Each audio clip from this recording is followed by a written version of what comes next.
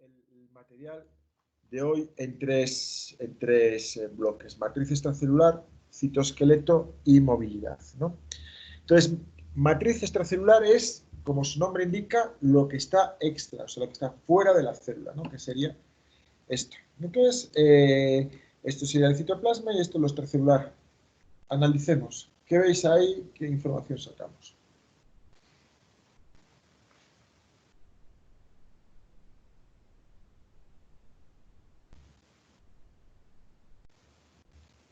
¿Cuántos componentes tiene la matriz extracelular a nivel básico?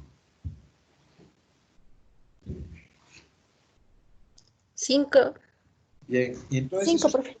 Perfecto. ¿Los podemos dividir de alguna manera para crear orden?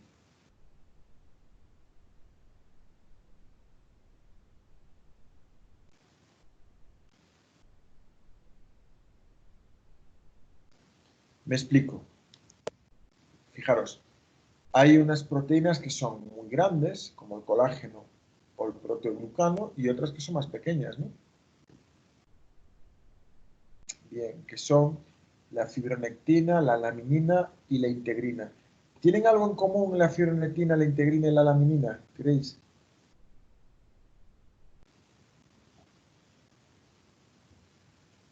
Son preguntas raras y difíciles, no son obvias, ¿eh? O sea, si la adivináis bien y si no, pues todos trabajando, no importa equivocarse. Equivocarse es el camino al éxito también. Tal vez que sus partes finales son un poco más gruesas. Sí, y si te fijas, fíjate, aquí esto parece un poco, ¿no te recuerda un cangrejo? ¿No parece que también ayudan a que se agarren? Porque tienen como formita de pinzas. Bueno, qué observación más buena, qué observación increíble. Tienen forma de pinzas, efectivamente, Andrea. O sea, esto es una pinza y lo que están haciendo, si te das cuenta, es pinzar y hacer que esto es como si tú te pones un moño, le das la forma, pero como no le metas pinzas, el moño se te deshace sí o sí. Entonces, para que el moño se mantenga en su sitio, hay que meterle fibronectinas. La fibronectina te coge tanto el colágeno como el proteoglucano. ¿Qué hacen las lamininas? Las lamininas unen, es como si fuera una pequeña vincha que une también estas moléculas. Y todas ellas van a ser atrapadas por la integrina y de esa manera esta matriz no sale de lo que es el exterior de la célula. Fijaros, ahora, si yo a esta parte la someto a una fricción, la integrina puede salir de la membrana, ¿no? Porque obviamente, como son proteínas transmembranas, los fosfolípidos son moléculas que están aisladas unos de otros. ¿No creéis que aquí debería de estar un esqueleto, por ejemplo, para evitar que esto salga despedido? ¿No lo veis? ¿O os estoy planteando muy mala pregunta? O sea, daos cuenta que esto es como la membrana es grasa en el fondo. Entonces, si esto no estuviera unido a un citoesqueleto aquí debajo y hubiera alguna presión, imagínate, ¿no? Músculos que están unos con otros, esto saldría todo despedido. ¿Entendéis lo que os estoy diciendo? ¿O me lo estoy expresando mal? Sí, profe, es decir, que si fuera bacteria, tendría que tener como una malla para que soporte la presión, pero si es una Claro, eucariota, tiene tendría que que tener tener un esqueleto. citoesqueleto. Ahí, perfecto. Sí, eso sería la idea, ¿no? O sea, esta estructura, que es como una especie de gel, tiene que tener, digamos, está unida a la integrina y la integrina unida al esqueleto, porque si no, si hubiera un rozamiento, esto saldría todo. Esto saldría en ¡pum! ¿No? Saldrían y tiene que tener esa especie de cohesión. O sea, tú lo estás viendo, Andrea, porque a lo mejor tienes una espacialidad muy buena. Entonces, los que no lo estáis viendo, yo en el tema de hoy os animo a que dibujéis full. O sea, no hay médico que no dibuje bien. ¿Por qué? Porque estás continuamente utilizando el dibujo como un método de aprendizaje y de análisis, ¿no? Entonces, cogéis un cacharro,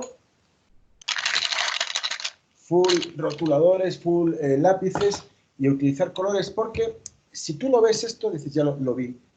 pero no porque yo luego en el examen voy a cambiar las cosas o voy a, por ejemplo, no poner esta imagen, ¿no? Sería estúpido, ¿no? Pues voy aquí al banco de imágenes y pongo matriz extracelular. Y ya, me salen todas estas imágenes y te puedo, por ejemplo, poner esta, o te puedo poner esta o esta, ¿sabes? Hay 20.000, no tiene por qué ser la misma, ¿no? Pero si tú has hecho el dibujo, has analizado, te has dado cuenta, como hemos hecho antes, que estas tienen forma de pinza, ¿no? Que fue genial, porque realmente es que se ve. O sea, no hace falta estudiar nada, ¿no? La fibronectina lo que está haciendo es unir el proteoglucano y el colágeno. Perfecto, muy bien. Entonces, los dos componentes más importantes van a ser el colágeno y el proteoglucano. El colágeno es como una especie de fibra que compacta, que digamos, vamos a verlo más adelante. Fijaros, son moléculas muy grandes comparadas con la célula. O sea, esto, por ejemplo, esta fibra de colágeno es 1, 2, 3, 4, 5 veces más grande que esta célula, y esta mucho más. Son moléculas muy grandes. Entonces, una pregunta. Si las proteínas se sintetizan en el ribosoma, ¿cómo aparece el colágeno ahí fuera? Fuera de la célula, ¿cómo creéis? Qué buena pregunta, ¿verdad?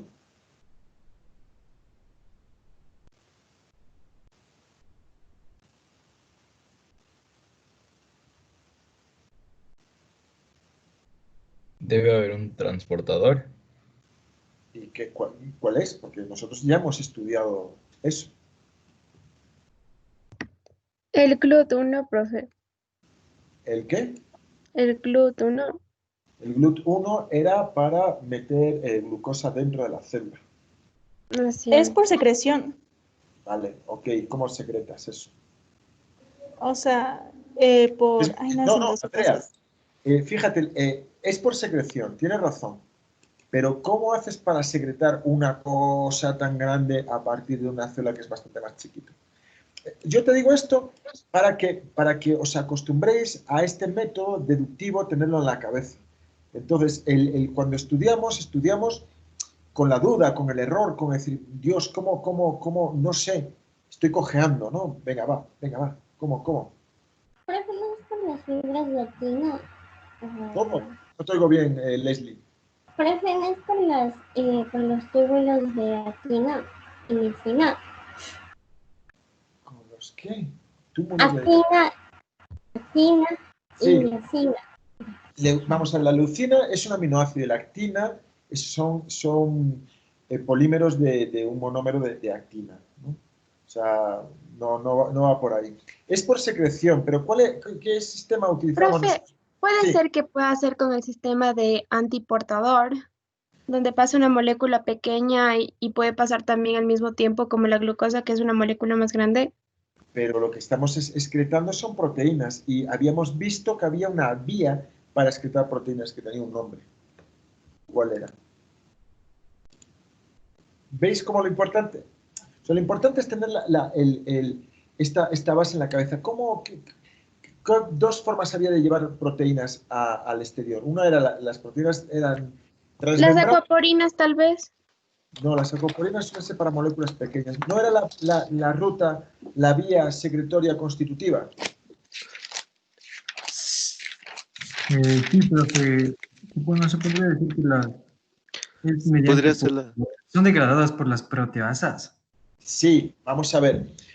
Nosotros, el colágeno se sintetiza en el retículo endoplasmático, se manda por la vía secretora constitutiva en forma de protocolágeno. Y ahí, efectivamente, las proteasas van a cortarla y la van a volver activa. Y cuando la vuelvan activa, lo que va a ocurrir es que, fijaos, es el colágeno, en microscopía electrónica es como una cuerda, y en el fondo el colágeno es esto. Son tres pequeños proteínas, bueno, no son pequeñas, normalmente tienen como 1000 aminoácidos o algo así, pero no es esto. Fijaros, esto es una molécula muy grande, mucho más grande que la célula. Obviamente, a lo mejor este trocito son 1000 aminoácidos, este trocito 1000 aminoácidos, este trocito 1000 aminoácidos, pero se produce como una trenza. Estas moléculas son fibrosas y se van a enredar formando este triplete, esta triple hélice. Y esta triple hélice se va acoplando con otras hélices, pero ¿cómo? Así, solapadas. Una, ¿no? Solapada con la otra, esta con la otra. De esa manera, cuando nosotros vemos esta estructura tridimensional, estos surcos vienen a ser esta parte. Esta parte. Esto crea un surco, esto crea un surco, esto crea un surco, esto crea un surco. Por eso la vemos de esta manera. Pero en el fondo, lo que tenemos es una estructura muy larga porque, por ejemplo, vosotros no habréis visto esto, pero antiguamente se hacían las cuerdas de esta manera. Se cogían las rafias o se cogían pues, fibras vegetales y se iban entrelazando de esta manera. Y así se hacían cuerdas muy largas. ¿Se ha entendido? Sí, profe. Bien. El colágeno es la proteína más abundante del cuerpo humano. Una de cada 4 proteínas que hay en el cuerpo es colágeno. Y el colágeno es lo que, una de las diferencias entre vosotros y yo, ¿no? Entonces, por ejemplo, es muy...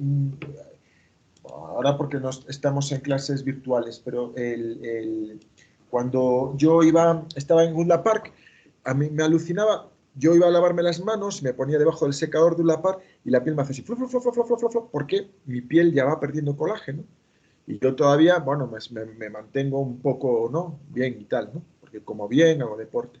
Pero yo a lo mejor dentro de 15 años ya la cara se me cae y eso es porque el colágeno va dando de sí. Entonces, la gente que empieza a envejecer, sobre todo mujeres, aquí hay que reconocer que es un mercado muy de género, dice, entonces, siempre hay el listo, el vivísimo, que te vende un suplemento de colágeno. Mi pregunta para todos vosotros, ¿ese colágeno sirve o no sirve y por qué? No sirve porque el colágeno no se regenera. Bueno, sí, pero dame, con lo que hemos estudiado, ¿por qué ese colágeno que tú estás tomando en pastilla no sirve, por ejemplo, para venirte a la cara o para venirte a cualquier lado, ¿no? Donde tú lo necesites? Profe, como dijo mi compañera, no sirve, pero tal vez es porque no se puede sintetizar en el estómago, ya que no tenemos No. receptores. Espera, en el estómago no es que vamos a ver, el colágeno no se sintetiza en el estómago porque en el estómago no hay ribosomas, ¿no? Bien. Perdón, la palabra se desagrada. Me trabé. Degrada, no, está bien, degrada. El colágeno sí se degrada en el estómago, obviamente. Come la pastilla, perfecto, por el ácido y por las proteasas, ¿no? Entonces, ese colágeno que tú tomas en la pastilla llega al intestino en forma de pequeños aminoácidos. ¿Y cómo entran los aminoácidos en el intestino? Por medio de permeasas o de bombas. Es decir, fijaros, no puede entrar algo tan grande dentro de una célula nosotros vamos a ver más adelante, por ejemplo, las células estas son las células, por ejemplo, de la epidermis del intestino. Entonces, aquí va a haber transportadores que van a meter, ¿qué? Aminoácidos, pero no van a meter esas fibras tan grandes de colágeno. Profe, no está compartida la pantalla. Ay, no, perdón. Gracias. A ver, entonces, fijaros, si esto es una célula del intestino, aquí va a haber pequeños transportadores de aminoácidos. Todo lo que entra es aminoácido. Si entrase algo tan grande, imagínate, por fagocitosis, lo que fuera, o sea, sería tan grande que también podrían entrar bacterias y entonces eso nos provocaría una sepsis. Es decir, en las células del intestino entran solamente pequeños azúcares, pequeñas grasas y pequeños aminoácidos por los transportadores. Una molécula tan grande como esta es imposible que entre. Por lo tanto, fijaros, los suplementos son así, mira. Y además te vienen con píldoras de color oro, ¿por qué? Porque obviamente las píldoras estas te salen por $2 y te dicen, no, es que este colágeno es mucho mejor que el de aquí porque viene de Estados Unidos. Tócate las narices, ¿entiendes? Sí, o sea, ni Estados Unidos ni Alemania, o sea, el colágeno no te va a hacer absolutamente nada y te lo venden así. O sea, la señora ahí con la piel arrugada y de repente gracias al colágeno que se pone. Y eso es mentira. Y es un negocio que mueve miles de millones. Normalmente, obviamente, siempre con títulos en inglés y cosas así, porque como que te da más confianza que sea, yo que sé, Watching Television no sé cuánto, que colágeno marca la cabra, ¿no? Es que es una vergüenza. Entonces, una pregunta. Profe, entonces si no sirve, ¿por qué los profesores, los doctores mandan a veces a tomar colágeno? Porque primero, hay muchos doctores que lo que están guiados es por el deseo de arreglar un problema. Entonces, estos son placebos. O sea, es decir, no te hacen nada, pero la persona, de alguna manera, frente a algo que es el deterioro físico, pues le das una pastilla y dice, bueno, por lo menos estoy tomándome la pastilla del colágeno para no envejecer. Entonces, hay muchos médicos que actúan bajo esa premisa, ¿no? O sea, y yo no lo veo mal, en el sentido de que si tú estás angustiado y no tienes mucho tiempo, mira, tómate la pastilla y tomándote la pastilla, si te pasa la angustia, como médico ya has cumplido. Obviamente no hay una base científica para eso, pero no es algo que sea condenable. O sea, es decir, a mí un médico que te da colágeno, bueno, pues sabes que está intentando que esa persona diga, bueno, estoy retrasando el envejecimiento. El envejecimiento se retrasa de 3 maneras. Buena alimentación, ¿no? Si tú comes comida chatarra, todo eso, bueno, ya sabes, ¿no? Algo de deporte es importante. ¿Por qué? Porque necesitas, visteis ahora, por ejemplo, con el tema del COVID, ¿no? Un factor de riesgo era el sobrepeso. Bien. Y, es decir, yo hago deporte y aún así ya he empezado a estar con sobrepeso, ya tengo aquí como mi pequeña tal. O sea, eso hay que vigilarlo. Y luego, esto, el ejercicio mental. O sea, mucha gente deja de trabajar y se viene abajo. Y lo único que hacen es tomarse la jarra de cerveza o estar viendo la televisión y eso te provoca un deterioro cognitivo. Mi abuelo se murió con 98 años y tú tenías que ver a mi abuelo con 98 años, hablaba así, que eso en plan, le gustaba muchísimo la política, la historia, todo eso, y era un tipo muy apasionado y hasta el último momento estuvo súper activo. Mi padre también, trabajando hasta el último momento. Entonces, ese tipo de cosas... Bueno, sí, estamos hablando ahí para el envejecimiento, pero en el caso de que mandan para las personas que tienen artritis, para el dolor articular y todo eso, ¿cambia o igual no sirve? Ahí ya no sabría, ahí ya no sabría. Yo creo que no, o sea, es decir, no hay una base científica para que un suplemento de colágeno te sirva para la artritis. ¿Por qué? Porque el colágeno se va a degradar a aminoácidos y va a entrar en el torrente sanguíneo como aminoácidos. Entonces me da lo mismo que esos aminoácidos vengan de un hornado que vengan de una pastilla de $2 cada pastilla. O sea, no hay nada, o sea, científico, yo no lo sé, o sea, tendría que verlo, no, tampoco quiero meterme en campos que no son el mío, pero yo pongo la mano en el fuego, de verdad que no, lo hacen un poco por no sé, ¿sabes? Profe, o sea que se podría, o sea, tendría una diferencia entre el colágeno, digamos que sería artificial, que son los que vienen en pastillas, con el colágeno, póngase, de la gelatina, o así Es que que viene. el colágeno de la gelatina es precisamente eso, es puro colágeno.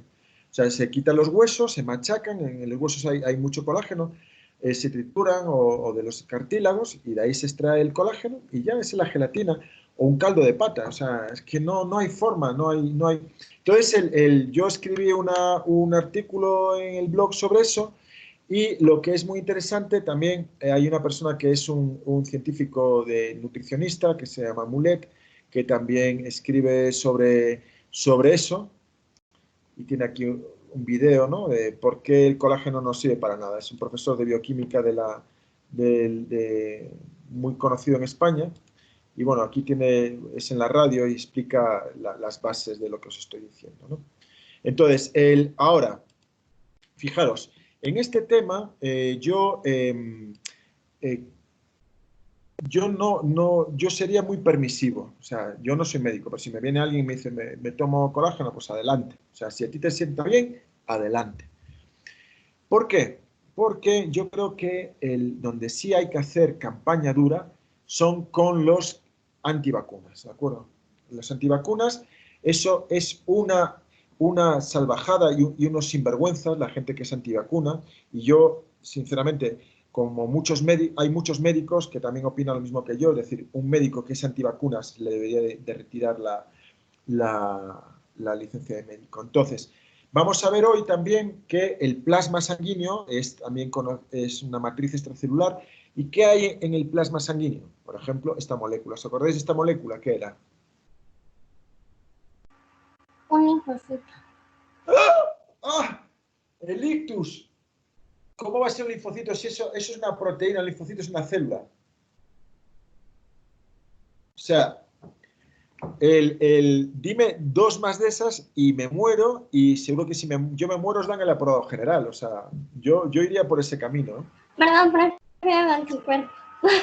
Ah, bueno. Pero si consigues que me dé el ictus de verdad, os dan el aprobado general. Pero, madre mía, casi me da un ataque.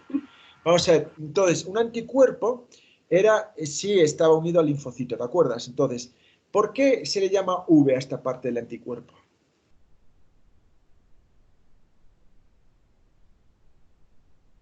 Ah, no sabemos. Os pongo el video de la gacela muriendo con el depredador. Era la zona variable. ¿Por qué era esta zona variable de la proteína? ¿Qué mecanismo? Esas son preguntas que están en el banco de preguntas. ¡Ah! No sabéis. ¿No era por los intrones y exones? Ah, muy bien. Por los centrones y exones que había lo que se llama el splicing alternativo. ¿De acuerdo? Bueno, ya le podéis invitar a Joel algo porque está salvando el honor ahí del grupo. El splicing alternativo hacía que hubiera unos que entraban, otros que salían, y entonces cada linfocito tenía un tipo de anticuerpo distinto. Entonces, si venía un antígeno, y el antígeno puede ser o bien un virus o bien una proteína del virus. O sea, al linfocito le da igual. Si aquí viene, por ejemplo, yo tengo la espícula del COVID-19, que es cómo se va a hacer la vacuna, ¿de acuerdo? Y le añado aquí. Y si uno este linfocito pasa de ser 1 a 100 millones. Entonces, de repente, tú vas a tener full inmunoglobulinas en el plasma, y de hecho se está utilizando en los hospitales, por ejemplo, en Quito, ¿no? O sea, tú has pasado el virus y te piden que dones sangre. ¿Por qué? Porque van a centrifugarla, eliminar las células sanguíneas y quedarse con el plasma que está enriquecido con inmunoglobulinas, con anticuerpos. Entonces, tú inyectas esto a un tipo que se está muriendo y a las 2 horas está leyendo el comercio. Entonces dices tú, no hay herramienta mejor en la medicina. Entonces, cuando un tipo sale diciendo estupideces de que si Bill Gates quiere meter con las vacunas nanobots para que el 5G, no sé cuánto, ahí es cuando hay que cogerle al tipo y bimba, bimba, bimba, ¿sabes? Darles bueno, como decimos en España, una mano de hostias, porque ese es el auténtico enemigo, no a la persona que se toma el colágeno, ¿de acuerdo? Sí, Yo espero no tener ningún alumno antivacunas en mi grupo, de verdad, porque para mí sería una frustración muy grande que no se entienda, ¿no? Sobre todo porque no hay nada, no hay ni un artículo científico que avale a los antivacunas, ni uno solo. Hubo uno que dijo que se podía ligar con autismo y resultó ser falso. Ocurrió hace 20 años, al tipo le quitaron la licencia, es uno de los tipos más odiados del mundo, porque ese sinvergüenza, por hacer mala ciencia, le dio pie a todos estos antivacunas. En fin, no me quiero calentar, pero que me pone muy de mal humor. Bueno, seguimos. Entonces, vamos a ver la matriz extracelular. La matriz extracelular, vamos a hacer esta clasificación. La matriz extracelular son también lo que se llaman tejidos conectivos, ¿no? Entonces tenemos la matriz extracelular propiamente dicha, que puede ser la mucosa densa, laxa, reticular, ¿no? Que son las que hemos visto en esta imagen de aquí, ¿no? Algo como esto, una matriz que es un gel, ¿no? Bien. Pero vamos a ver también que hay tejidos conectivos especializados como la sangre, hueso, cartílago, adiposo o tendón. Estos, dices tú, pero ¿qué tienen todos en común? Bueno, tienen todos en común que los tejidos conectivos, o sea, la matriz extracelular, tiene un origen embrionario común, ¿no? Son del mesodermo, ¿no? Cuando vosotros estudiasteis embriología, ¿no? Sí, profe, en este semestre. Claro, Sí, profe. sabéis que se pliega y se crean unas capas y del mesodermo va a salir el tejido conectivo y este tipo de tejido conectivo especializado, ¿no? Básicamente todos tienen lo mismo, es decir, todos tienen fibras colágenas y todos tienen proteoglucanos. Y luego, pues en el caso del hueso, además va a haber fosfato cálcico que le da dureza y todo ese tipo de cosas. Entonces vamos a ver las distintas componentes, ¿no? Tenemos que un elemento extracelular van a ser la lámina basal. Pues aquí vemos la célula. Esto puede ser un epitelio intestinal, ¿no? Entonces tenemos estos microvellosidades que vamos a ver que se forman por los filamentos de actina. Eso lo veremos hoy. Y eso es simplemente para aumentar la superficie, ¿no?, de la célula, para que obviamente aquí va a haber full receptores y que cuando pasa todo el quimo, ¿no?, de la digestión vaya a ser absorbido. Y estas células van a estar unidas por este tipo de remaches. Son uniones fuertes, luego lo vamos a ver también. Y aquí hay unos remaches que son semirremaches. Estos son remaches enteros, unos desmosomas, ¿no? Aquí tienen dos partes y aquí tienen solamente una parte, por eso se llama hemi. Hemi como es la mitad del desmosoma. Esos hemidesmosomas lo que van es anclar el epitelio a esta lámina basal, que es una estructura de tipo matriz extracelular. Aquí se ve el epitelio. Entonces, ¿el epitelio tiene matriz extracelular? No, el epitelio prácticamente no tiene nada. ¿Por qué? Son células que están próximas unas a otras, unidas por estas uniones fuertes y por estos desmosomas, porque de esa manera impiden que las bacterias que están en el intestino puedan atravesar y llegar al torrente sanguíneo y provocarnos una sepsis. ¿Se entiende? Os voy a preguntar si se entiende muchas veces porque es que si no, no sé si me estés siguiendo o si queréis que explique algo, para hacer un poco más dinámica la clase. Bueno, entonces, lámina basal diferencia el epitelio de la dermis, que es el tejido conectivo. Entonces vemos las fibras colágenas y vemos las células que están embebidas en una matriz. Entonces esto es importante, ¿por qué? Porque uno de los componentes que tenemos en esta matriz, aparte del colágeno, vemos las células, ¿no? Fibroblasto, histiocito, mastocito, adipocitos. No tenemos agua, sino que tenemos una molécula que es los proteoglucanos. Los proteoglucanos son moléculas formadas de muchos azúcares. Vamos a ir para aquí. Por ejemplo, este. Esto parece una pluma, ¿no? Entonces, esto es un proteoglucano que está en el cartílago, ¿no? El cartílago es un tejido conectivo especializado, como vamos a ver ahora. Entonces, vamos a analizar esto. Tiene un eje de ácido hialurónico, que no es otra cosa que un polímero de ácido hialurónico. De ácido o acabado en ato en forma de sal, ¿no? Sabéis que los ácidos, si se disocian, pueden formar sales. Entonces, el ácido hialurónico no es otra cosa que ácido glucurónico y N-acetil galactosamina. Entonces, esto va a ser esto, ¿no? Este eje. A este eje se van a unir proteínas y esas proteínas van a tener luego un polipéptido y de este polipéptido van a salir como polímeros de sulfato de condroitina o de queratano. Bien, vamos a ver, cohidroitín es este y el queratano es este. Si ampliamos un poco, ¿qué es lo que vemos aquí en la molécula? Si me puedo ampliar aquí. No puedo.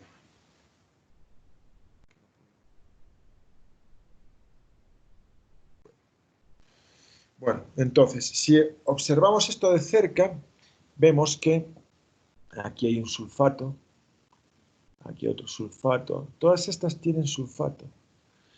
Bien, este sulfato, el sulfato es una molécula muy negativa y lo que va a hacer estos azúcares con sulfatados es captar sodios. ¿Por qué es importante que capten sodios? Porque fijaros, yo tengo aquí células y si aquí la bomba sodio-potasio estuviese sacando sodio y esto fuera agua, el sodio se diluiría, ¿no? en toda esta superficie. Y eso sabemos que es costoso sacar el sodio que nos cuesta ATP. Entonces, lo que tienen las células es como una especie de proteoglucanos alrededor, que es lo mismo que un gel. Entonces, vosotros estáis utilizando gel, ¿no? Antiséptico con alcohol estos días, ¿no? Full, ¿no? Sí, profe. Claro. Entonces, ¿cuál es la diferencia de usar el alcohol en gel a en líquido? Que tú te eches en líquido, haces así y el alcohol se evapora. Pero en cambio, si te eches el alcohol con aloe vera, que es el gel, ¿no? Normalmente tú tienes, y las manos las tienes húmedas de alcohol durante más tiempo. Por lo tanto, cuanto más tiempo esté el alcohol en la mano, más actividad deshidratadora tiene, ¿no? El alcohol, sabes que mata deshidratando, y como el COVID tiene una membrana una membrana lipídica, pues obviamente el jabón y el alcohol pues lo inactiva. Entonces es más interesante utilizar el alcohol en gel porque el alcohol va a estar más húmedo durante más tiempo en tu mano. ¿Se entiende eso, no? ¿Sí o no? Sí, está bien. Ok, gracias por darme el feedback. Bien, entonces la función es esa, ¿no? Fibras muy grandes que mantienen los tejidos en su sitio y pues, moléculas de tipo azucarado para mantener los iones, para mantener la humectación, además forman como una especie de barrera selectiva. Entonces, vamos a ver varias estructuras de tejido conectivo especializado, ¿no? La primera va a ser el tendón. El tendón son células que van a ser paralelas, con mucho colágeno, aquí se ve de forma rosada, y el colágeno va a tener 3 niveles de trenzada. O sea, tenemos una trenza, que es como si fuera un cordón, ¿no? Son tres cadenas de colágeno, y van a formar luego con otras cadenas una especie de microfibrilla. Estas microfibrillas se van a compactar en fibrillas y las fibrillas van a compactarse en fibras muy grandes de colágeno. Esto tiene un montón de resistencia. Por eso los tendones es una estructura tan... O sea, tú te puedes, yo qué sé, yo me puedo tirar desde un segundo piso y si caigo bien no me pasa nada porque obviamente mis tendones resisten la caída. Segundo piso, pues bien. Bueno, igual ahora a mi edad igual me mato, pero un piso solo, 3 metros, yo lo puedo saltar perfectamente. Si 2 pisos igual me mato, ya ahí quizás me puede el optimismo. Pero fijaros que esto recuerda mucho a cómo se construyen los grandes cables que tienen, por ejemplo, los puentes colgantes. Los puentes colgantes están formados de unos cables que no son macizos, sino que están hechos de cables mucho más pequeños. Y eso tiene una resistencia brutal. De hecho, antiguamente para hacer puentes había que poner mucha piedra, y ahora se hacen puentes muy ligeros porque se basan en este principio. ¿Se entendió? Sí. Sí, profe. Entonces, combinación de los tendones tienen colágeno y proteoglicanos, ¿no? Porque es algo constante en este tejido conectivo. En el cartílago vamos a tener proteoglucanos como este, pero también vamos a tener el agrecano, que es un proteoglucano especial de cartílago bueno, pues tiene muchos glucosaminoglucanos, ¿no? Como estos, formados de parinsulfato y de convertirsulfato, que como hemos visto tenían mucha capacidad de hidratarse y de captar iones, ¿no? Entonces, ¿cuál es la función del cartílago? El cartílago es una, digamos, pasta que forma una barrera entre los huesos y es algo que a las personas mayores, normalmente las personas mayores sufriremos de mala visión, mala audición, ¿no? Vosotros más porque estáis todo el día con los auriculares y luego temas de dentadura, falta de dientes y la falta de movilidad es normalmente porque se degrada el cartílago y les duele muchísimo andar, ¿no? Entonces, bueno, que sepáis que hay ya terapias con células madre muy prometedoras, pero bueno, que hoy por hoy, cuando se degrada el cartílago, pues las personas normalmente quedan en silla de ruedas o este tipo de cosas. El hueso, aunque parezca mentira, también es tejido conectivo, o sea, tiene colágeno, y lo que pasa es que va a estar muy mineralizado con fosfato cálcico. El fosfato cálcico es un material que sirve para que las estructuras de soporte se vuelvan duras, ¿no?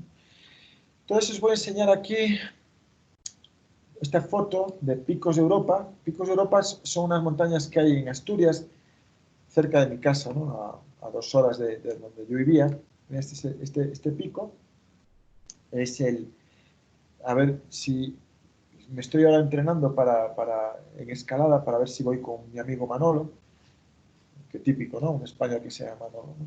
Entonces Manolito, que mide 1,90, es un tiarrón, es profesor ahí en la Complutense y es escalador también, entonces me dijo que ya tenía nivel. Bueno, que podemos subir esta pared. Bueno, esto que veis aquí es roca caliza. ¿Qué quiere decir?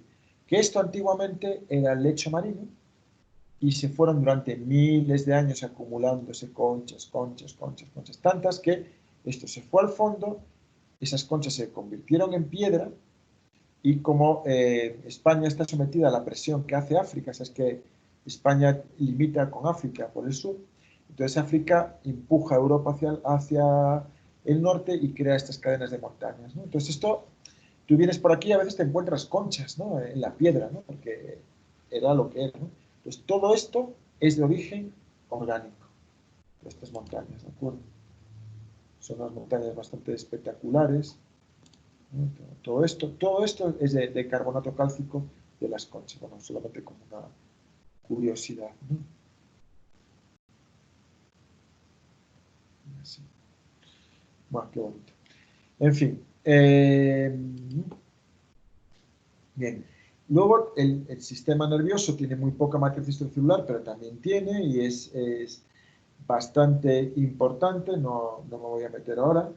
Y tenemos el plasma sanguíneo. Plasma, sabéis que la sangre se considera hoy en día un órgano, pero es un órgano líquido. Entonces, vamos a poder distinguir la parte celular, que son glóbulos rojos y glóbulos blancos, y el plasma. Y el plasma está constituido de varias proteínas, una de ellas es la albúmina. Entonces, la albúmina era importante en el mantenimiento de la presión oncótica. ¿Qué era la presión oncótica? Lo hemos visto.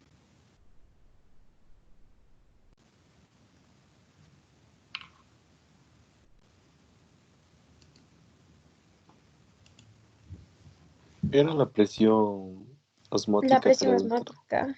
¿Pero de qué? dentro de los vasos, o sea, las arterias y venas. Sí, exactamente. Es decir, muy bien. Ya nos pongo el video de los depredadores. La albúmina funciona un poco como las sales, ¿no? O sea, va a captar agua seca y entonces el agua líquida va a estar igual, ¿no? Venimos aquí salimos aquí y venimos aquí, por ejemplo, Presión oncótica, estos son los enlaces a Wikipedia. Entonces, dentro del capilar sanguíneo hay albúmina, va a capturar agua seca, entonces el agua líquida va a estar en la misma concentración fuera que dentro, pero como está la albúmina, va a entrar agua y va a crear una presión osmótica y de esa manera se produce el cambio de líquido entre los capilares y el exterior. Y de eso es responsable la albúmina. ¿Okay? Bien, otra molécula importante son las inmunoglobulinas, los alfa inmunoglobulinas, que es lo mismo que decir anticuerpos, ¿de acuerdo? Entonces, tenemos también las beta-globulinas, que no tienen que ver, se llaman globulinas porque tienen dominios similares, pero no tienen nada que ver con el sistema inmune, sino que realmente son moléculas de transporte. Entonces, por ejemplo, la que vemos ahí es una molécula que transporta testosterona. ¿Por qué la testosterona necesita una molécula para transportarse por el torrente sanguíneo?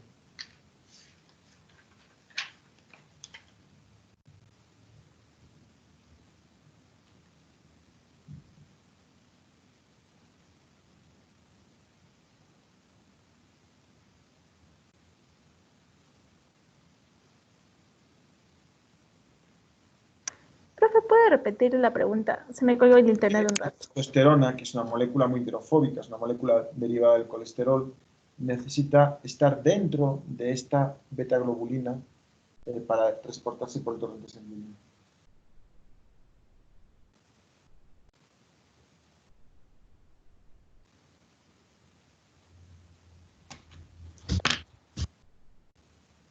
Porque, profe, como usted mismo dijo, o sea, es hidrofóbica, entonces no puede, el plasma es hidrofílico, entonces no puede Perfecto. transportarse.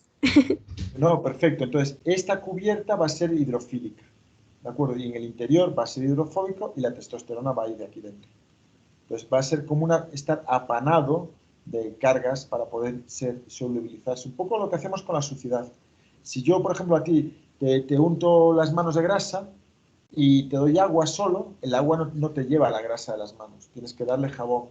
Lo que hace el jabón es rodear con una micela la grasa y hacerla soluble, hacerla hidrofílica, ¿de acuerdo? Lo mismo pasa con las beta inmunoglobulinas. ¿Se ha entendido? ¿O he hablado muy rápido? Sí, profe, sí se entendió.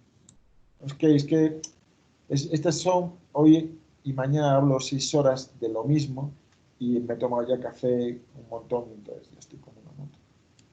Bueno, la otra molécula muy importante en el plasma, que como decimos es una matriz extracelular, ¿no? No está dentro de los glóbulos rojos ni blancos, son la fibrina. La fibrina es soluble y digamos que es la forma OZ. Entonces, la fibrinógeno. El fibrinógeno es monomérica, es una proteína que es soluble y anda por el torrente sanguíneo, pero cuando nos cortamos el oxígeno y bueno, una serie de sustancias que se agregan en el sitio de la herida, hacen que el fibrinógeno se pase a fibrina y la fibrina va a empezar a crear estas mallas cuyo, función sería, ¿cuál sería la función?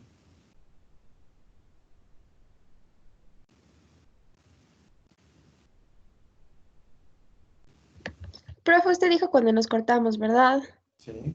Entonces podría ser la función de que, por ejemplo, como hacen esas carachitas para que ya no sigamos sangrando, como Claro. para que, o sea, le mantengan, ya no siga ya. No sé si me hice Claro, entender. claro, sí, efectivamente. Es una red que impide que sigamos sangrando. Ok, y las personas que no tienen esta fibrina y que cuando se cortan no paran de sangrar, ¿cómo se llama? ¿Sabéis?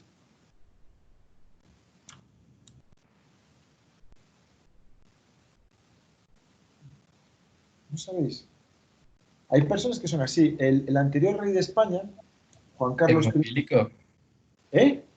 ¿Hemofílico? Son los hemofílicos, ¿de acuerdo? Entonces, es muy curioso porque, por ejemplo, casi toda la monarquía esta están todos emparentados, se casan en primos y tal, son una desgracia. Entonces, ay, qué risa, cuando fue la boda de la infanta Elena, la infanta Elena era la hija mayor del anterior rey, que tú la ves y claro, tiene cara de ser poco espabilada, porque realmente es poco espabilada, ¿no? Los Borbones, como se casaron entre primos, tienen ese problema. Entonces había unos carteles que ponían stop experimentos genéticos, no a la boda real, porque realmente se casó también con otro que era medio noble y salían unos hijos, pero que son el horror, en fin. Bueno, pues las familias reales europeas, hay un montón de hemofilia en ellos, ¿no? Y la hemofilia se sabe que venía de la reina Victoria, es pariente de todos ellos, pero solo afectaba a hombres. ¿Alguien sabe por qué? Porque esa historia es muy interesante.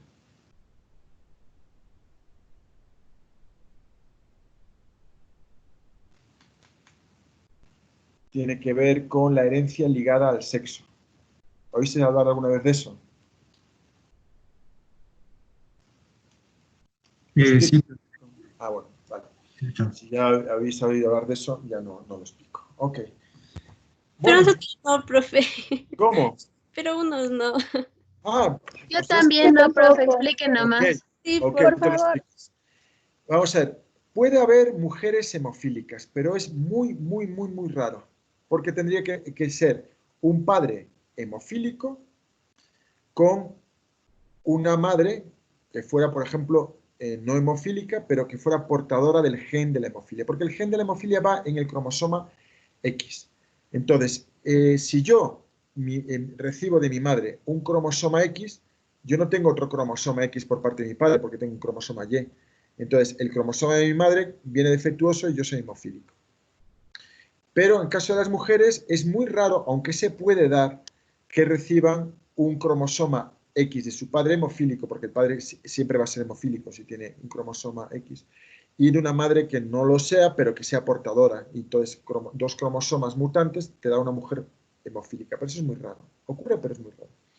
Ahora, si tú eres una mujer que es portadora del gen de la hemofilia, aunque tú no lo sufras, porque tienes el otro sano, tienes un 50% de tener hijos hemofílicos.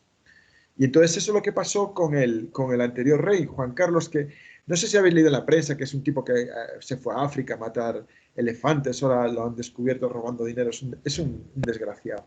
Entonces este tipo, el hermano mayor era el que iba a ser rey, pero era hemofílico. Y jugando con una escopeta le pegó un tiro al hermano y se murió desangrado y se convirtió él en rey. Historias de reales. Entonces, el gen de esa familia hemofílico viene de la reina Victoria, porque ellos eran primos de la reina Victoria de Inglaterra, de la época victoriana de esa señora, ¿no? Ok, ¿se entendió? Sí, profe. sí, profe. Sí. Bien. Entonces, hasta aquí hemos visto la matriz extracelular y vamos a entrar ahora a ver citoesqueleto, ¿de acuerdo? Entonces vamos a estudiar los polímeros de actina, los filamentos intermedios y los microtúbulos.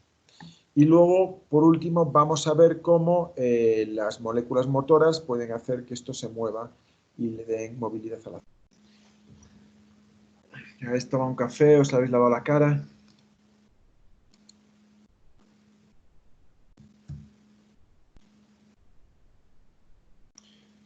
Entonces, vamos a ver el citoesqueleto. Si os fijáis, antes de empezar, cuando acabamos la parte esta del plan, tenéis una serie de preguntas, ¿de acuerdo? Las preguntas, como ya hemos hecho antes, tienen aquí las respuestas, están como en gris, para que no podáis hacerlo sin que os tiente ver la solución. Intentad hacerlas todas. Acordaros, cuando uno no sabe resolver las preguntas es que no ha estudiado lo suficiente, ¿de acuerdo? Todo un poco es una forma de testar cómo estamos entrenados, ¿de acuerdo? Entonces, fijaos que estoy, en vez de utilizar la presentación de PowerPoint, estoy utilizando este sistema. ¿Por qué? Porque aparte de la imagen puedo poner texto, ¿no? Entonces, os voy a pedir algo, es decir, si hay parte de este texto que no se entiende, ¿no? Porque lo he redactado, o porque he metido mucha información o porque he metido muy poca, acordaros que al final del blog tenemos la parte de preguntas y esas cosas. Bueno, entonces son esto. Pues aquí podéis poner vuestros comentarios. Pues esa parte no se entiende, o esto pues querría otra imagen, o lo que sea, y lo ponéis aquí. Además, cada vez que leéis el blog y no publicáis un comentario, yo mato un gatito, ¿no? Entonces, así evitáis que cometa ese tipo de fechorías. Bien, entonces ya me contaréis si preferís el formato blog o preferís el formato PowerPoint, ¿no? Muy bien, entonces, vamos con citoesqueleto. Va a haber 3 tipos de fibras, ¿no? Los polímeros de actina o microfilamentos, porque son los más pequeños. Los filamentos intermedios, ¿por qué? Porque están entre estos dos. Este tiene 7 nanómetros, este tiene 10 y este tiene 25. ¿De acuerdo? Y luego ya los microtúbulos. Como siempre que tenemos algo, tenemos que hacer como clasificación, ¿no? Entonces vamos a ver, actina y los microtúbulos son dinámicos, es decir, se polimerizan y se despolimerizan todo el tiempo. Sin embargo, los intermedios lo que van a formar son estructuras que van a ser como andamios, van a ser fijas en el tiempo. O sea, fijas o por lo menos muy estables en el tiempo. ¿Se ha entendido esto? Sí, Esteban. Sí. Okay. Entonces, lo que tenemos aquí ya es una visión de la, fijaros, más tridimensional de la célula. O sea, tenemos las mitocondrias que están ancladas y las mitocondrias se pueden mover, sí, tendrían que desanclarse, unirse a proteínas motoras e ir por los microtúbulos de un lado a otro. Pero de esta manera lo que tenemos es algo muy compartimentalizado y es algo que lo podemos ver bien aquí cuando vemos, por ejemplo, lo que explicábamos antes, ¿no? Teníamos los fosfolípidos que, como habíamos visto, estaban, si veis aquí estas cabecitas, están moviéndose, es como un mar de grasa, ¿de acuerdo? Y en medio de este mar de grasa tenemos todas estas proteínas que están embebidas y se mueven de un lado a otro, a no ser que estén ancladas a la actina, ¿de acuerdo? Entonces, estas son proteínas que se mueven, están flotando, pero si están unidas al esqueleto por abajo, como le pasaba a las integrinas, van a estar fijas. Las hay que se mueven y las hay que están fijas porque están unidas al esqueleto. Entonces, esto es como una especie de malla que impide que, digamos, la carpa colapse.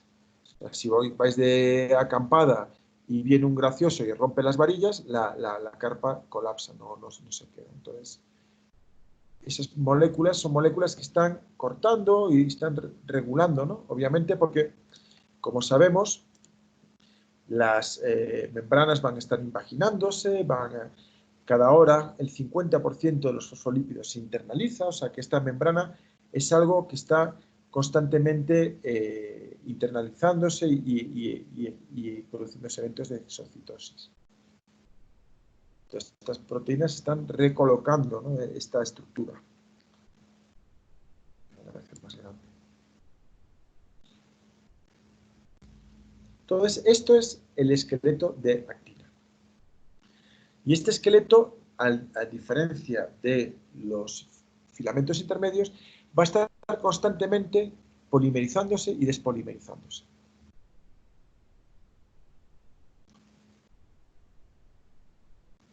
Entonces, la subunidad es la G-actina, que, bueno, la parte de regulación de la actina no lo voy a preguntar porque, yo qué sé.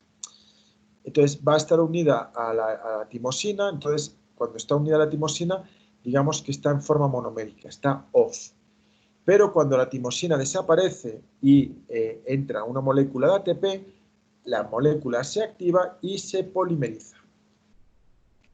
Cuando la molécula de ATP se pasa a ADP, entonces la actina se despolimeriza. O sea, se forma y hay moléculas con la severina que las van a cortar. ¿Por qué? Porque hay que desarmar el andamio y hay que volver a utilizar las actinas en otro sitio. Esto es los microtúbulos que se forman a partir de dímeros de tubulina alfa y beta que se unen a GTP, no a ATP, GTP. Cuando están unidos a GTP se polimerizan y cuando el GTP pasa a GDP se despolimeriza. Entonces, actina y microtúbulos son dinámicos, son inestables. Bien, tanto la actina como los microtúbulos pueden ser canales para que anden las proteínas motoras. Y digo anden porque realmente andan, ¿no?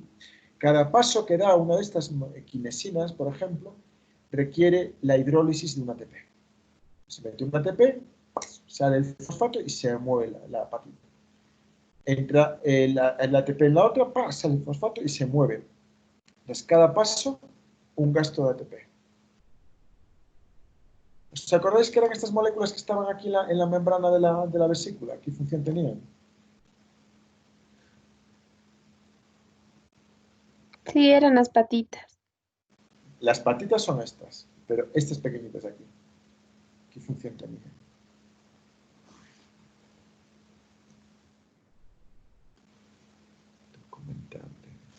¿No eran como llavecitas para entrar a otras moléculas? Sí, ¿cómo se llaman esas llavecitas? Estoy poniendo aquí a claro. los salvajes comiendo. Los receptores. Sí, eran receptores, pero ¿cómo se llamaban? Espículas. Las espículas. ¿Las qué? No oigo. Espículas. Las espículas, sí, las espículas del virus, pero ¿cómo se llamaban esas moléculas que las hemos estudiado la semana pasada?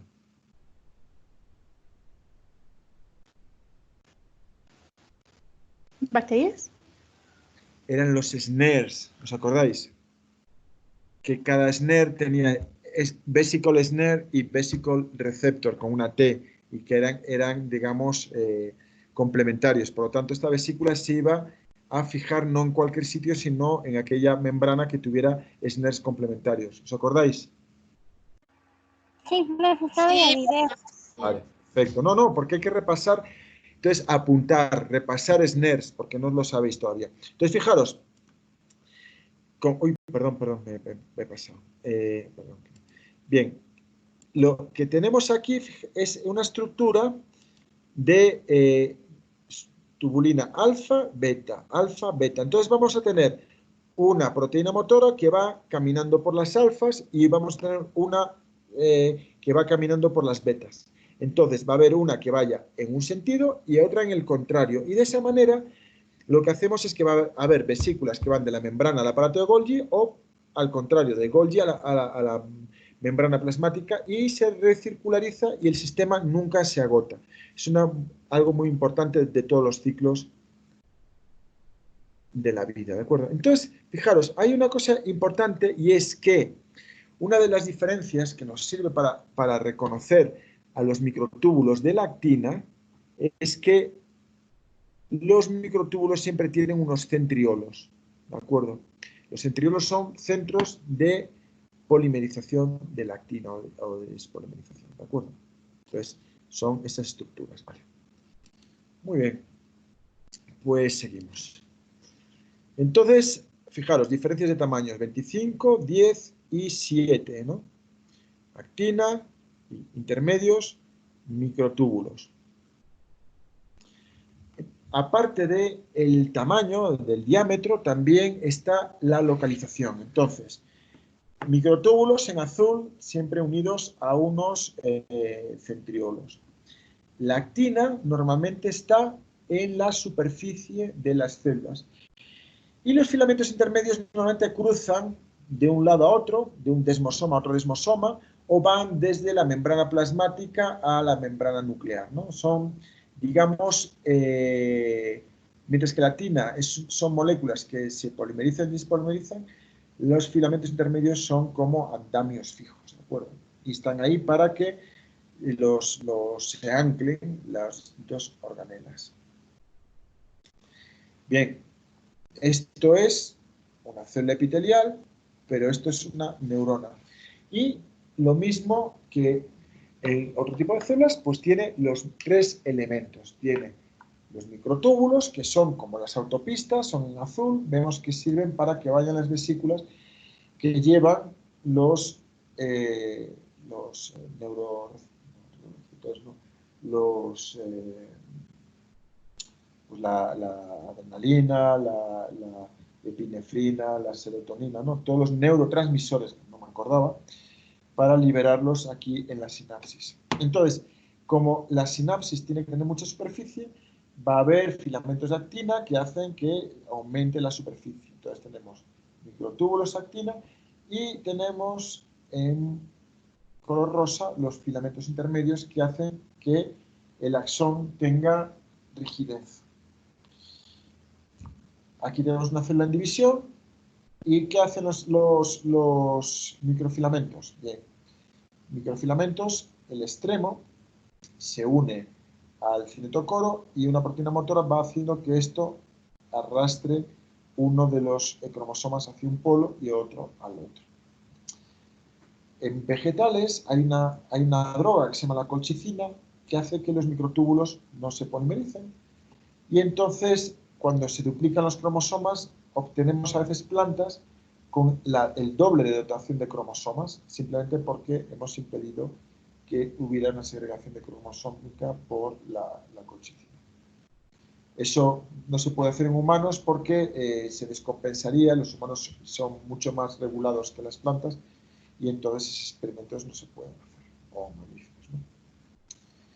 Y tenemos aquí que la actina va a ser como una especie de armazón. ¿Veis mis manos, no? Sí. Bien, entonces, para que mis manos estrangulen, ¿no? Lo mismo que está haciendo aquí la actina tiene esta forma, va a haber que tener una miosina, que es una proteína motora, fíjate. Y si yo pongo esto así, ¿veis cómo, no? Mis manos ahora, rodando encima de la tapa del esfero, ¿no? Estrangulan, ¿no? O sea, actina y una proteína motora miosina provocan el estrangulamiento necesario para la citoquinesis. ¿Se entendió?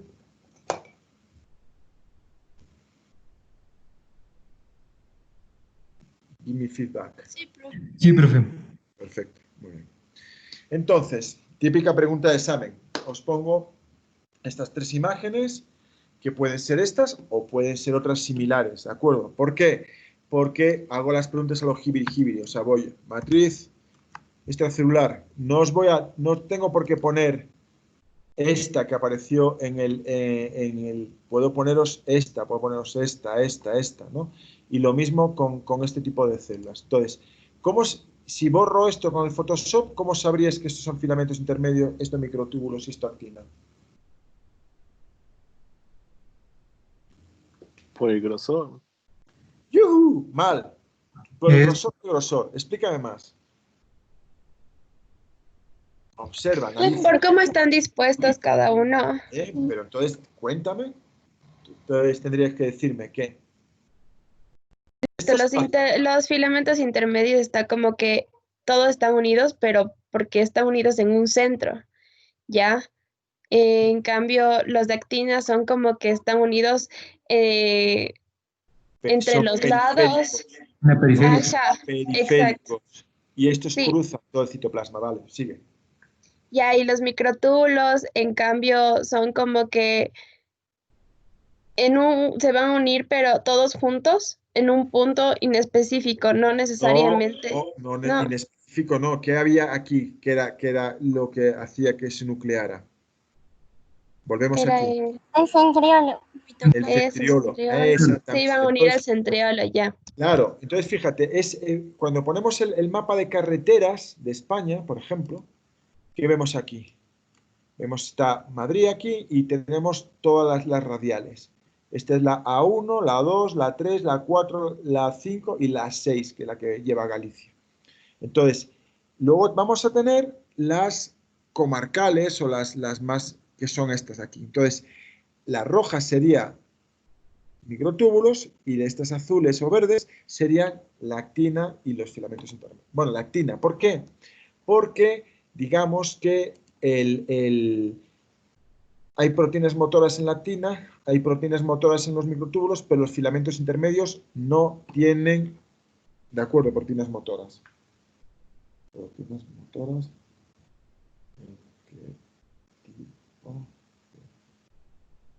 Yo apunto todo esto porque esto son preguntas, ¿no? Que luego pongo en el examen. Ok, venga. Bueno, esto que tenemos aquí son células que hice yo de marcaje, ¿no? Entonces, son células que las marco con 3 colorantes. Un colorante para el ADN, que es el DAPI, que me aparece aquí color azul. Luego tengo un colorante verde para los microtúbulos y un colorante en rojo para la actina. Entonces, si os fijáis, estos puntitos que hay aquí son vesículas. Pueden ser mitocondrias, peroxisomas, lisosomas, todo este tipo de cosas. Entonces, estos son células. Yo esto lo utilizaba como un control negativo. Cuando yo tenía células teñidas así, era que estas células estaban vivas. Luego tenía estas células que les añadía una proteína que les causaba autofagia, entonces esto perdían los microtúbulos, todo ese tipo de cosas, ¿no? Les afecta mucho a la estructura. A los experimentos que hacía hace tiempo. Bien, entonces, la actina, hay un pequeño video que he dejado aquí, y aparte la explicación está en español, o sea que no la voy a explicar yo, que es cómo se ensambla.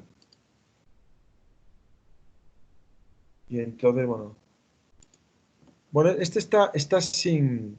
No, este no está en español, es mudo completamente. Pero bueno, se entiende muy bien. A ver, lo vamos paso a paso. Si tenemos tiempo.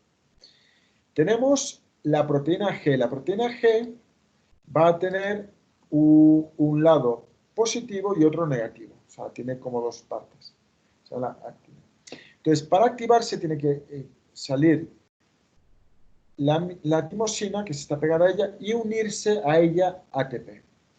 Cuando se une ATP, digamos que cambia un poco la forma y se convierte en un monómero polimerizable.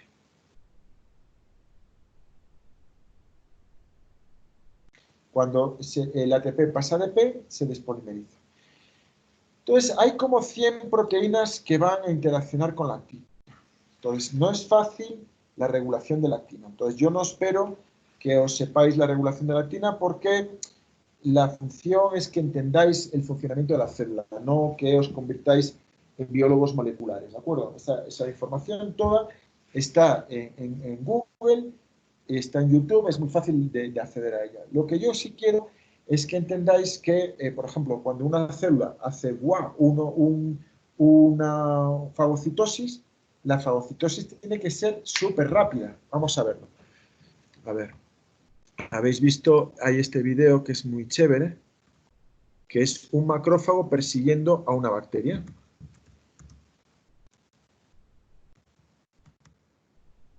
Bien, aquí está. Entonces, fijaos.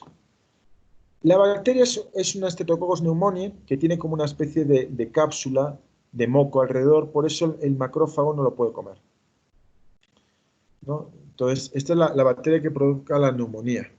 Pero llega un momento que la engancha. Y cuando la engancha la mete para adentro así, ¡pa!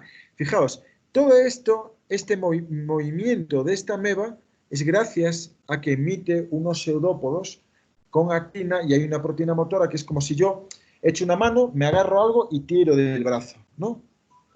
Perdona un momentito.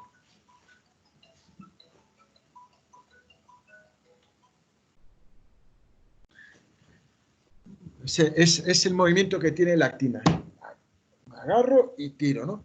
Entonces, la actina está constantemente, esta ameba se está moviendo a esta velocidad polimerizando y despolimerizando actina. Entonces, veis que es todo como, ¿no? Bien, vamos a dejar que se la coma. Entonces, hay un momento que la engancha y se la come. ¡Ay! Ahí ya pudo con ella, ¿de acuerdo? Le ha costado, pero... Entonces, eso es para que os deis un poco idea de la velocidad a la que ocurre la polimerización. Entonces, bueno, primero tiene que formarse un núcleo. El núcleo que interviene en proteínas, aquí no las ponen por hacerlo todo como más sencillo, ¿de acuerdo? Entonces va a haber un extremo negativo y un extremo positivo, porque depende de la cara de la proteína. ¿Me seguís, no? Sí, profe. Ok. Entonces, empieza a polimerizarse y aquí a despolimerizarse porque pierde el ATP. Y a haber proteínas que corten, por aquí como las severinas.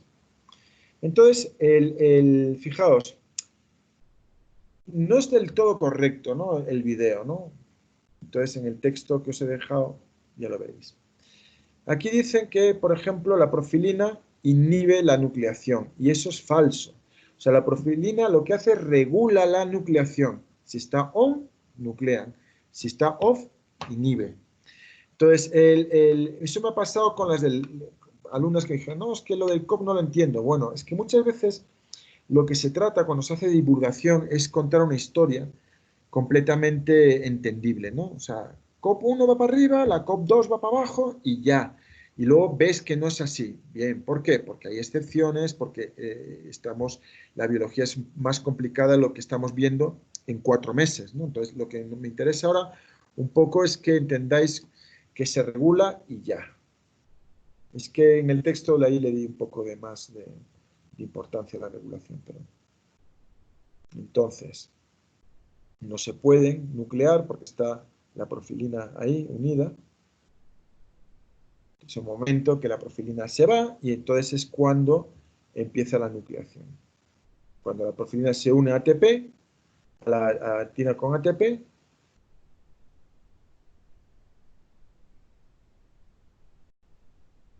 ¿qué ocurre?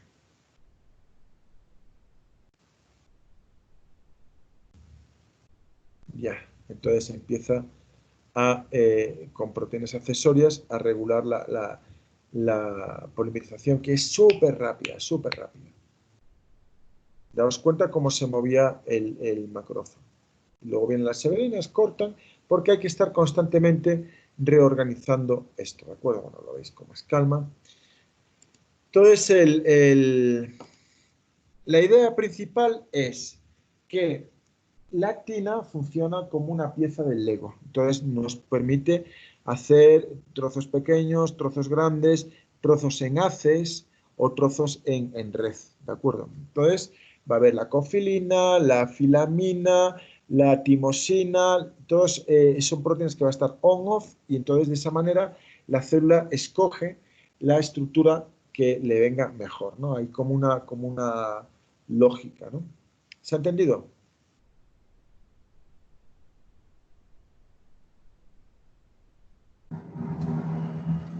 No, profe, no sé si le podría volver a repetir esa parte, ¿no? Sí, claro. Nosotros tenemos los monómeros de actina unidos a timosina, off, o sin timosina y unidos a ATP, on. Cuando están así, empiezan a polimerizar. Pero va a haber un montón de proteínas reguladoras, ¿no? Entonces, imagínate, la proteína on se va a empezar a polimerizar. Si entra la filamina es como una especie de codo que se va a unir a estas estructuras y va a crear una red. Que no hay filamina, pero hay cofilina y la cofilina luego hay una fimbrina que se une de esta manera y tienes formación de haces. Entonces es como piezas del Lego que las puedes combinar con otras y hacer estructuras distintas dependiendo de lo que tú quieras, que la célula quiera. Que activo cofilina y fimbrina, formación de haces longitudinales. Que activo la filamina, tengo entramados. ¿Se entendió ahora? Sí, profe, ya lo entendí. Gracias. Entonces, obviamente esto no lo voy a preguntar en el examen, simplemente quiero que entendáis que la molécula es muy dinámica, es una molécula además muy polivalente que da para hacer muchas estructuras distintas.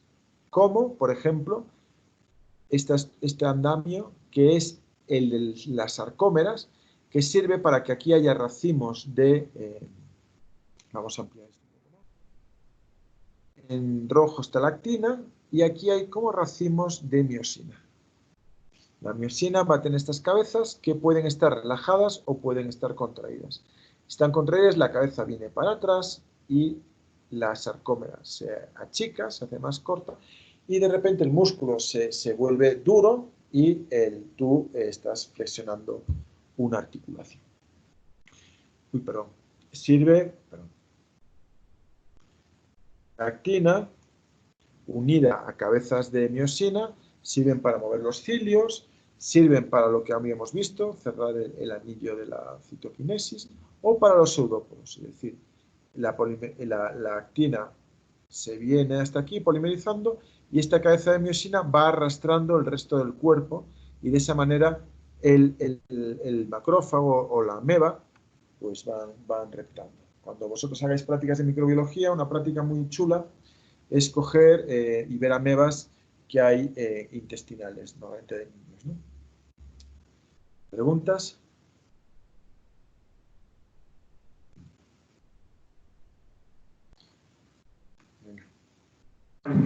No, profe. No, profe. Ok. Otra cosa que tiene es que habíamos dicho antes que la actina normalmente estaba debajo de la membrana plasmática. No os acordáis, ¿no? Había... ¿quién había intervenido? Está aquí, no sé la foto. Vale. Entonces, a veces la membrana se deforma y hay que reconstituirla. Entonces, ¿quién la reconstituye? Las cabezas de miosina que van caminando por los raíles de actina y son capaces de hacer que la célula controle un poco su superficie. O sea, es una estructura dinámica, no como los filamentos intermedios.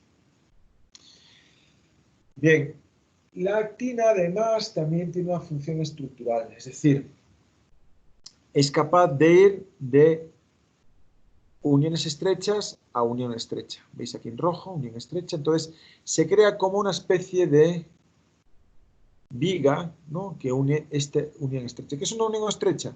Una unión estrecha es lo mismo que un remache de un pantalón, ¿no? Entonces tú tienes, yo no tengo aquí, no tengo un vaquero ahora, pero los vaqueros cuando tienes dos trozos de tela, para darle mayor resistencia, le ponen como dos chapitas de metal, una por dentro, otra por fuera, claca, y eso es más fuerte que coserlo, ¿no? Entonces, eso lo utilizan también las células, por ejemplo, de un epitelio de un intestino para que no entren las bacterias, ¿no? Aún así, las bacterias entran, ¿de acuerdo?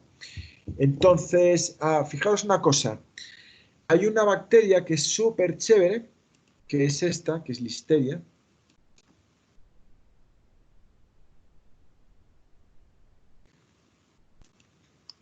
Bien, esta Listeria, es que yo conozco a la persona que ha hecho este video. Este puntito negro es la Listeria, ¿lo veis, no? Sí. Entonces, ellas se las han arreglado para que tienen unas moléculas en la cola que hacen que detrás de ellas se polimerice la actina y las impulsa. Entonces, Listeria, cuando la come la bacteria con un fagosoma, es capaz de romper el fagosoma y quedarse en el citoplasma. Y lo que hace Listeria es que a veces, vamos a verlo, es capaz de romper la pared de la célula y escapar, y si las células están muy juntas van infectando a otra y a otra y a otra, ¿no? Fijaos. Esto es la velocidad real. Esto es la actina que está polimerizando detrás de ella y la impulsa. Entonces hay algunas de ellas que son capaces de, como esta que viene aquí, de a lo mejor perforar la membrana y escapar. Entonces esta es la actina en rojo y esta es la bacteria en azul. Y se mueven así por todo el interior del macrófago. Son profesionales en, digamos, hacer la vida difícil a aquellas células que son las que nos defienden de ellas, ¿no? Y luego vemos aquí también estas moléculas verdes que son la famosa integrina, que tenía aquellas como piezas de cangrejo que atrapaba el proteoglucano y el colágeno. Entonces, bueno, pues tiene esta forma que es móvil, pero también tiene esta forma estructural inmóvil. Y como es una proteína que está en la membrana, es la que encargada de hacer estas columnas de actina que lo que van a hacer es aumentar la superficie de la membrana plasmática. ¿Dudas hasta aquí?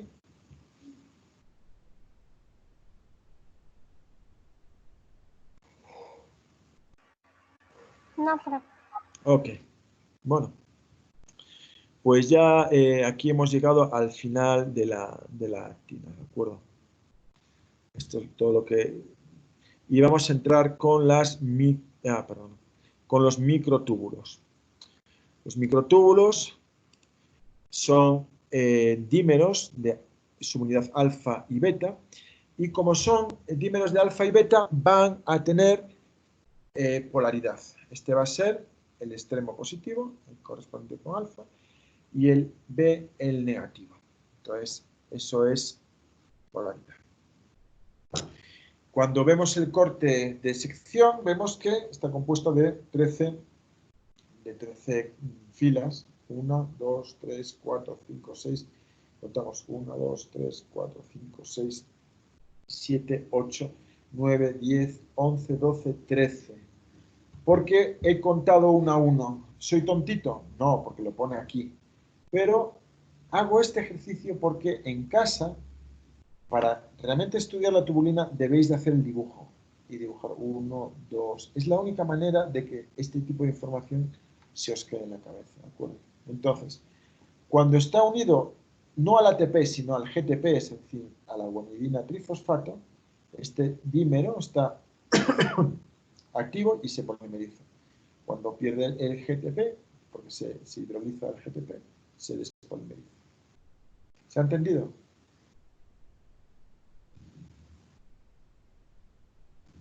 ¿Sí? Sí. Okay. Bien. Entonces, bueno, esto es un poco explicando cómo ocurre todo el proceso. Es un proceso dependiente de si está o no está con el GTP. Entonces, una vez que tenemos los microtúbulos, vamos a tener dos tipos de proteínas, la dineína y la quinesina. Fijaros en la forma porque esto es típico de las preguntas. Ya sé que es un poco estúpido preguntar por una molécula que luego te vas a olvidar, pero es una forma de chequear quiénes han estudiado y han hecho dibujos y quiénes no. Entonces, la molécula que tiene como estos pequeños pedúnculos aquí, eso se llama dineína y va del lado positivo al negativo. Y la quinesina va del negativo al positivo. Entonces, lo que no hace una, la hace la otra y por lo tanto el sistema se convierte en un sistema cíclico. Esa es otra forma de expresarlo, ¿no? Entonces las vesículas van del aparato de Golgi a la membrana y de la membrana al aparato de Golgi van con la dineína y para aquí van con la quinesina. La quinesina no solamente, la dineína sirve para mover vesículas, sino también puede mover organelas como la mitocondria. ¿Se ha entendido? Sí, profe. Bien.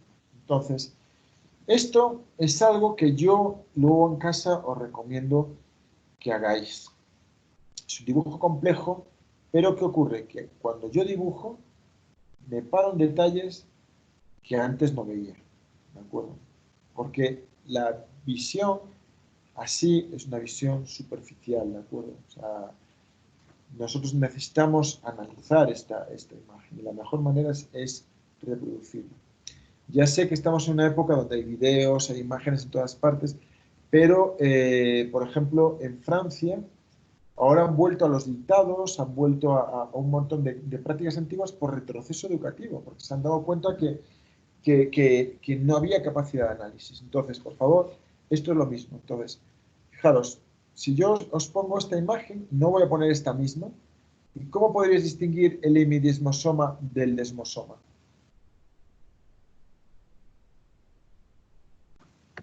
Que el hemidesmosoma no tiene la cabecita de abajo, como está en el desmosoma. Perfecto, muy bien explicado. Entonces, el hemi significa mitad del desmosoma. Entonces aquí tenemos las dos cositas, ¿no? Que podríamos decir las proteínas que se anclan con el citoesqueleto, podemos tener una en una célula y otra en otra, y aquí solamente tenemos la de una célula, ¿de acuerdo? O sea, entiendo, yo veo que has entendido el concepto, pero hay que hacer un esfuerzo también por utilizar la terminología, ¿de acuerdo? O sea, no estamos, tenemos que ser profesionales. Entonces, el hemi es la mitad de este. Entonces, ¿quiénes se unen a los semidesmosomas o a los desmosomas? ¿La actina o los filamentos intermedios?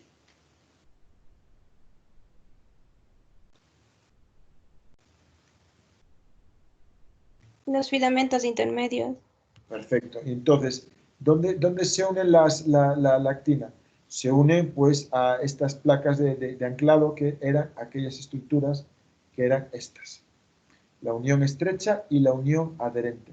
¿Son como los desmosomas? Sí, pero se llaman distintos, ¿de acuerdo? Bien. Entonces, además, fijaros, los filamentos intermedios unen la membrana nuclear con la membrana plasmática. Sin embargo, la actina no hace eso, ¿de acuerdo? Bueno, en este caso sí, ¿no? O sea, pero en general. ¿Y qué significará MT o C? ¿Qué creéis que es el que...?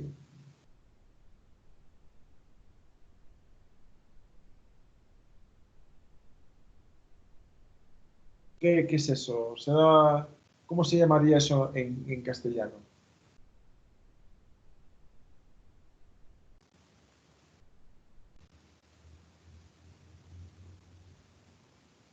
El centro organizador de microtúbulos, tal vez.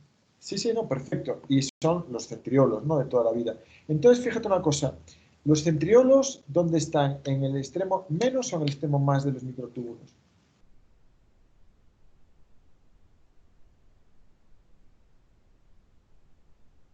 En el menos. En el menos, muy bien. ¿Y qué creéis que hará la molécula plaquina?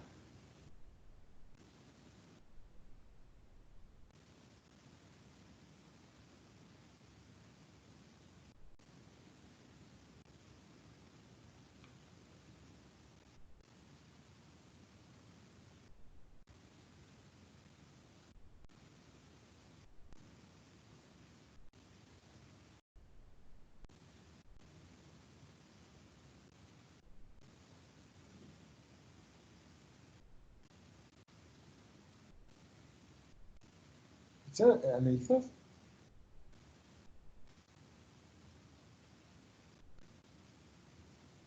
Ok.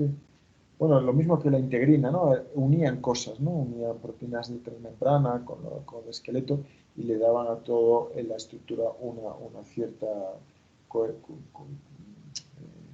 se llama? Bueno, como una cierta rigidez, ¿no? Una cierta consistencia. ¿Sí o no?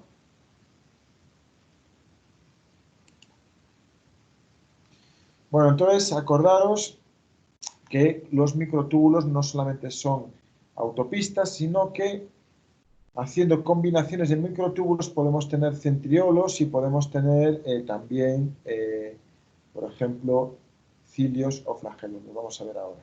Entonces, como era el mapa, por ejemplo, de España, de autovías, ¿no? Que era una cosa así centralizada, nosotros vamos a tener también, por ejemplo, que va a haber aquí los centriolos y va a haber cada brazo va a tener su propia autopista, ¿no?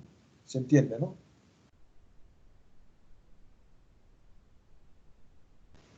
Sí. Sí.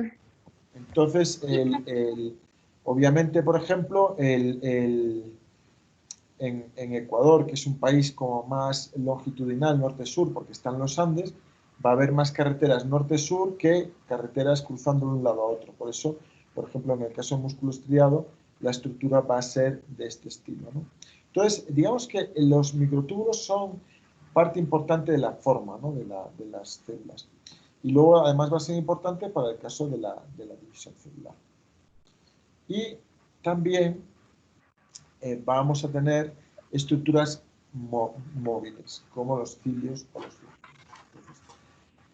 Tenemos aquí, en este caso, por ejemplo, esta estructura que es dimérica, ¿no? Tenemos como dos microtúbulos, el A, que es completo, y el B, que es un semimicrotúbulo, y esos son así longitudinales a lo largo del cilio o el flagelo.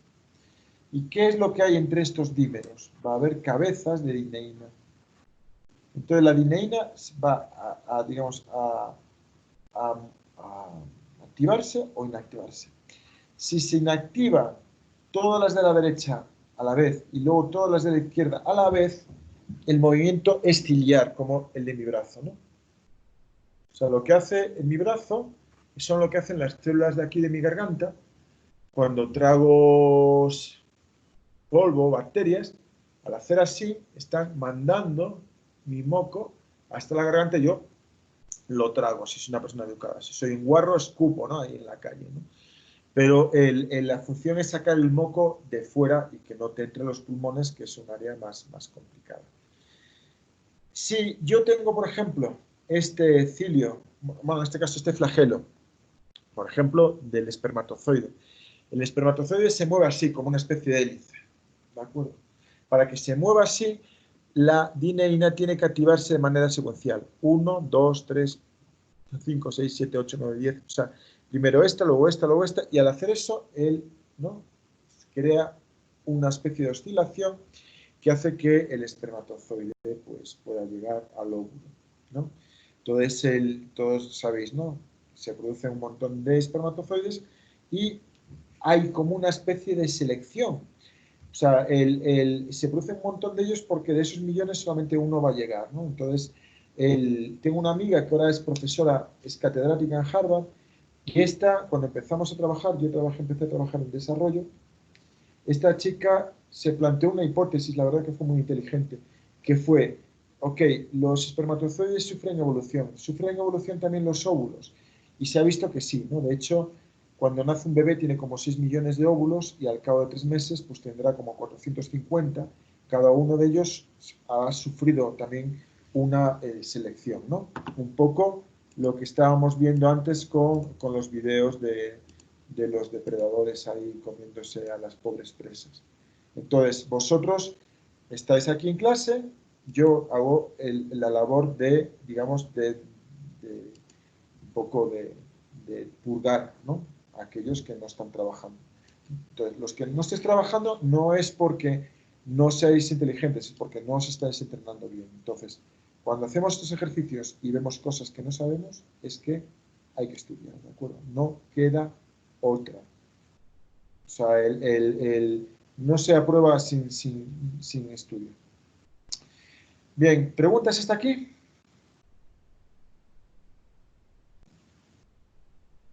Bueno. Nos quedan los filamentos intermedios. Los filamentos intermedios eran los que ni eran micro, o sea, como la actina, ni eran como grandes para los microtúbulos. Iban de un lado a otro y digamos que su función es soportar tensiones mecánicas. O sea, no son como vigas, ¿de acuerdo? ¿Se entiende esto? Sí, profe. Bien. Van a estar constituidos son también unas estructuras que pueden ser de monoméricas, diméricas, en paquetes de 4, 16, o sea, hay cierta también modularidad, ¿no? Importante es que van a unirse desde los centrosomas a los desmosomas, ¿de acuerdo? Os pongo esto porque es lo típico, foto esta que tú puedes utilizar para un examen perfectamente, ¿no? Entonces, ¿qué se pone? Desmosomas, hemidesmosomas, uniones adherentes, lo que sea, todo para despistar y tenemos que tener claro que estos son los desmosomas y los hemi, ¿no? Bien, luego viene un montón de preguntas, como siempre, ¿no? Pones aquí la respuesta.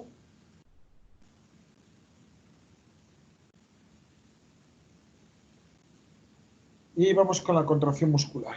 Entonces aquí os dejo este video, este sí está en castellano, el tipo, bueno, pues traduce el video del inglés, va explicando un poco cómo ocurre, es muy sofisticado, pero bueno, tienen las troponinas, estas que lo que hacen es que al moverse liberan la cara activa para que se una a la miosina y se produzca la contracción, ¿de acuerdo? Entonces, para ver este video es importante hacer este dibujo, es el dibujo de la miosina. La miosina es muy parecida a la dineína y a la quinesina, es decir, son dos cadenas grandes y unas cadenas pequeñas, y aquí hay una actividad ATPasa. Cuando se hidroliza el ATP, esto se pliega. Entonces esto hace un movimiento, ¿de acuerdo? Entonces, fijaros, aquí está en rojo la actina, y la actina tiene esto troponica, esto no es troponina, ¿de acuerdo? Está mal escrito. Entonces, estos vais a verlo en el video, cómo se mueve, y al moverse libera la cara, y entonces se une a la miosina, y entonces la miosina hidroliza el ATP, se dobla y mueve las cosas, ¿de acuerdo? Entonces lo veis. Entonces, esta actividad es la actividad que hace que la actina, además de polimerizarse, vaya la miosina moviéndose, cerrando esto y produciendo pues, un proceso dinámico que es la fagocitosis. También la miosina se puede unir a vesículas y caminar a través de los filamentos de actina. Y por último, algo que es básico es cómo funciona la contracción muscular, ¿no? Tenemos este esqueleto de actina y ramilletes de miosina que van a estar relajados o contraídos, es decir, la cabeza hacia el interior. Y eso hace que la sarcómera se haga más reducida, liegas el músculo y mueves el brazo, por ejemplo. La citoquinesis, como lo hemos visto antes, ¿no? Se entrelazan la actina, está la miosina dentro y la miosina va andando hacia un lado y va estrechando esta estructura y dividiendo.